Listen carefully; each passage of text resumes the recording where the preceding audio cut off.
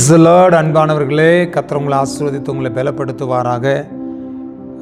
இந்த நாளில் பண்டிகை நாட்கள் ஆசீர்வாதமாய் ஒவ்வொன்றையும் செய்து கொண்டிருக்கிறார்.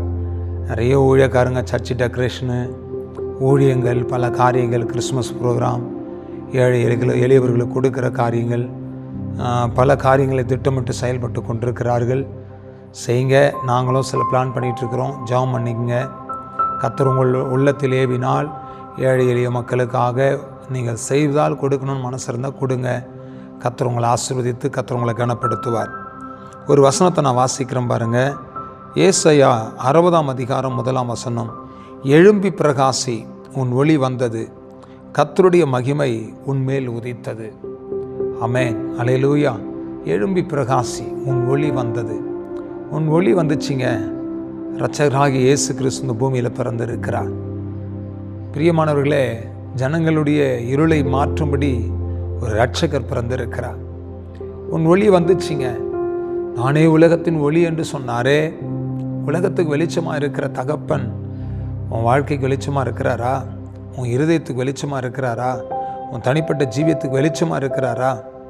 அவர் தாங்க வெளிச்சம், அவர் தாங்க சத்தியம், அவர் தாங்க ஜீவன்.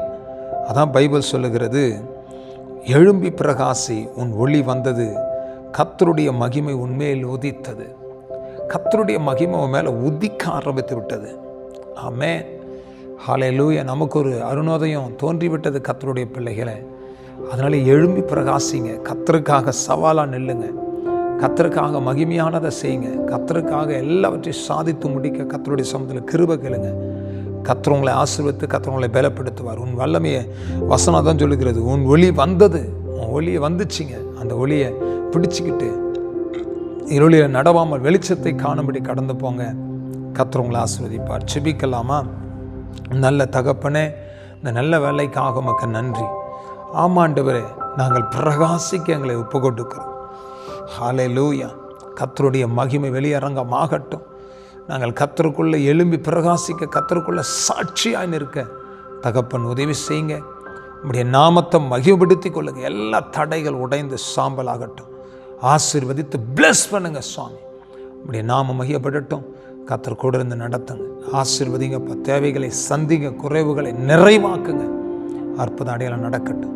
நம்முடைய பிள்ளைகளை வெளிச்சத்தின் பிள்ளைகளாய் மாற்றி அநேகருக்கு பிரயோஜனமாய் வாழ கர்த்தர் உதவி செய்யும். ஆசீர்வதியும், பலப்படுத்தும், மூடி மறைய நடத்தும். இயேசு கிறிஸ்துவின் நாமத்தினால் ஆசீர்வதித்து ஜெபிக்கிற நல்ல பிதாவே. ஆமென், ஆமென், ஆமென். God bless you. கர்த்தர் உங்களை ஆசீர்வதிப்பார். பிரகா